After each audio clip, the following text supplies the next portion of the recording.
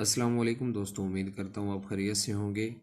आज मैं आपको डीपली स्टडी करवाऊँगा कि स्क्वायर किसे कहते हैं और रेक्टेंगल किसे कहते हैं और इनका पैरामीटर और एरिया कैसे फाइंड करते हैं। सबसे पहले देखें तो हमारे पास एक स्क्वायर मैंने बनाई है, एक रेक्टेंगल बनाई है और एक फर्जी इनको लंबाइयाँ दी हैं 2 मीटर और 3 मीटर के हिसाब से। तो देखा जाए तो स्क्वायर में हर साइड की जो लंबाई होती है, जो पैमाइश होती है, वो बराबर होती है। जैसा कि मैंने 2 मीटर रखा है, ये भी 2 मीटर है, ये भी 2 मीटर है, ये भी 2 मीटर है। तो स्क्वायर किसी ऐसी चीज़ को कहते हैं जिसमें हर साइड की लंबाई एक जैसी हो। दूसरे नंबर पर अगर हमने इसका एरिया फाइंड करना है तो इसके एरिया के लिए हम क्या करते हैं, लेंथ को विड्थ से मल्टीप्लाई कर देते हैं। लेंथ को विड्थ से मल्टीप्लाई कर देते हैं, लेंथ ज़रब विड्थ, और जैसे कि लंबाई ज़रब चौड़ाई। तो देखा जाए तो इसका एरिया हमारे पास क्या बनेगा, लेंथ भी इसमें 2 मीटर है और विड्थ भी इसमें 2 ही मीटर है, क्योंकि ये स्क्वायर है। 2 को 2 से मल्टीप्लाई किया, 4 मीटर स्क्वायर। तो ये इसका क्या आ गया हमारे पास, एरिया ऑफ स्क्वायर आ गया। इसके बाद अगर हमने इसका पैरामीटर मालूम करना है तो पैरामीटर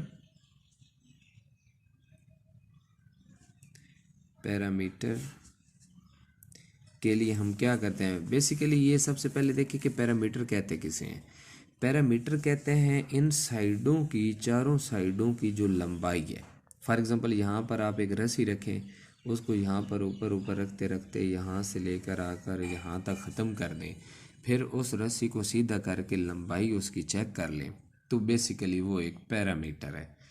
तो पैरामीटर के लिए हम इन चारों लंबाइयों को जमा करते हैं, चारों लंबाइयों को जमा करते हैं।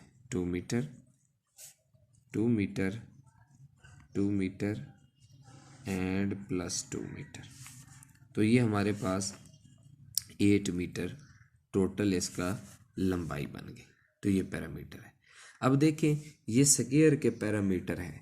अब देखें हर स्क्वायर में हर साइड की लंबाई एक जैसी है, तो यहाँ पर हम स्क्वायर का ये भी फार्मूला इस्तेमाल कर सकते हैं कि parameter of square is equal to 4 multiplied by length, 4 multiplied by length. अब यहाँ पर इसके ज़रिए भी मालूम करें तो देखें 4 ज़रब, क्योंकि स्क्वायर है तो हर साइड की लंबाई एक जैसी है जो 2 मीटर है। 4 को 2 से मल्टीप्लाई किया तो क्या बन गया, 8 मीटर। तो ये हमारे पास एरिया ऑफ स्क्वायर और area of square and perimeter of square आ गया।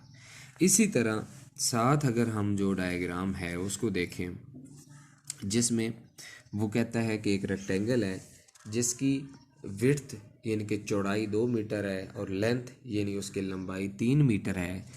तो इसका भी हमने इसी तरह देखना है कि एरिया कैसे फाइंड करेंगे।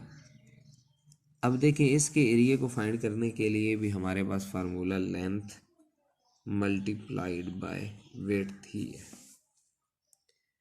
लेंथ मल्टीप्लाइड बाय विड्थ ही है और कोई नहीं है। तो इसमें हम क्या करेंगे, लेंथ को विड्थ से मल्टीप्लाई करेंगे। लेंथ है 2 मीटर, विड्थ है 3 मीटर। तो ये हमारे पास कितना बन गया, 3 2 बार 6 मीटर स्क्वायर। ये तो एरिया आ गया रेक्टेंगल का। इसी तरह पैरामीटर ऑफ रेक्टेंगल कैसे फाइंड करेंगे।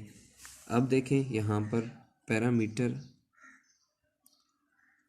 जैसा कि मैंने आपको बताया कि चारों साइडों की लंबाइयों को पैरामीटर कहते हैं, तो इसको मैं जमा करके लिख सकता हूँ। यहाँ से अगर स्टार्ट करें ऊपर की तरफ, 2 बनेगा 2 metre plus 3 metre, again 2 metre plus 3 metre. तो ये हमारे पास कितना बन गया जी, 10 मीटर। तो ये इसका पैरामीटर है। अब देखें इसी को देखते हुए हम इसका फार्मूला भी बना सकते हैं पैरामीटर का, क्योंकि दो दो साइडें इसमें बराबर होती हैं। तो मैं कह सकता हूँ 2 into length plus width, 2 into length plus width. तो अगर इसमें वैल्यू पुट करें तो हमारे पास देख लें आप 2 इंटू लेंथ इसमें क्या है 2 मीटर है 3 मीटर है, और विड्थ इसमें क्या है 2 मीटर है। तो टोटल कितनी बन गई हमारे पास 2 इंटू 3 प्लस 2 5 मीटर, 5 को 2 से मल्टीप्लाई करेंगे 10 मीटर। तो ये आज हमने देखा है कि किसी भी हमारे पास स्क्वायर हो या रेक्टेंगल हो उसका एरिया कैसे फाइंड करते हैं और उसका पैरामीटर कैसे फाइंड करते हैं। उम्मीद करता हूँ आपको ये वीडियो पसंद आई होगी। मज़ीद इस तरह की वीडियो के लिए मेरे चैनल को सब्सक्राइब करना ना भूलिएगा। इसी के साथ इजाज़त दीजिए। अल्लाह हाफिज़।